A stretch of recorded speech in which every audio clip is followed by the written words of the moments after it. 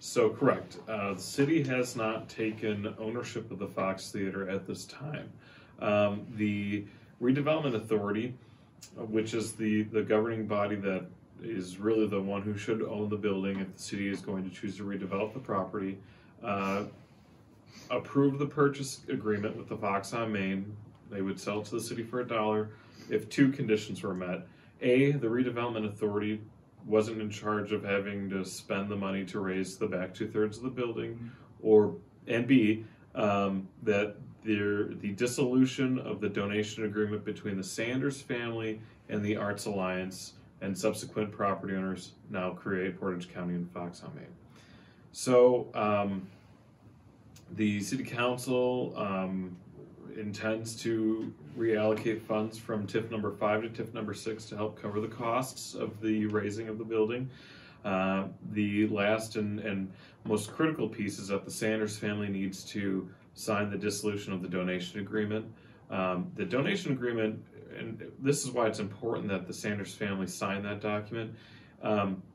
Within that document, there are specific prohibited and approved uses. Most of those uses are things like civic in nature, arts in nature, movie theater, play theater, things that if the city were to take ownership would prohibit higher tax revenue entities from doing what they need to do with the property. Because the city is about to spend somewhere upwards of $250,000 on this project, it's important that the Sanders release that and that the revenue we receive from whomever we choose to partner with in the future to reutilize the front third of the building and the back 2/3 of the building be a higher tax revenue entity. That's really important because we have to recoup that cost somehow. The Sanders family has expressed their disappointment in the city's desire to raise the back 2/3 of the building. They believe that the Fox Theater can be reopened and operated as a movie theater. There are business plans that create Portage County that the Arts Alliance have done in the past that disprove that it is not a viable business at that location. I would tend to agree there's not a lot of movie theaters opening up anymore, and the idea that we would use a single screen movie theater exclusively for movies in downtown is probably not a smart business decision. And the city really has no desire to subsidize something like that downtown. So it's really important that the Sanders family sign the dissolution agreement and that we can move forward with keeping the historic facade downtown and the front third of the building, which includes the entryway and I call it the ballroom on the second floor of the building. The front third of the building is in really good shape. There's a small roof leak over the men's room on the second floor. However, that could be simply addressed. There's a brick wall that divides the front third of the building from the theater portion. I implore anyone to stand in the Shopko parking lot, look west, and see the cupola starting to cave in on itself. The truss that has been an issue of concern since 2013 has begun to fail again.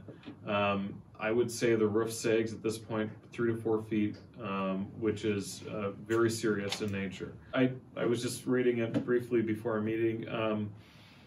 The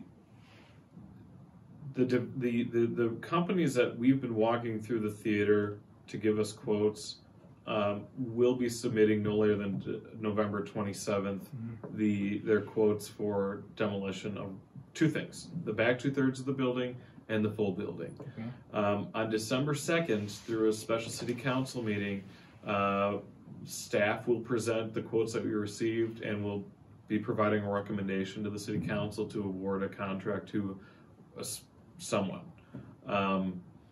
After that point, it could be a matter of days before the building starts to come down.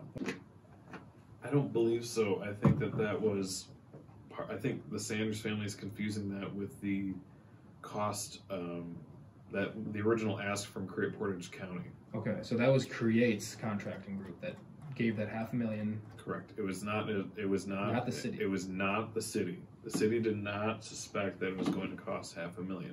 Okay. The city has been operating on the assumption that it was going to cost about $250,000 to demolish the building. Mm-hmm. Now, the bids that are coming in may prove different. The city has never quoted $500,000. We have quoted the $250,000 to demolish the building. Okay.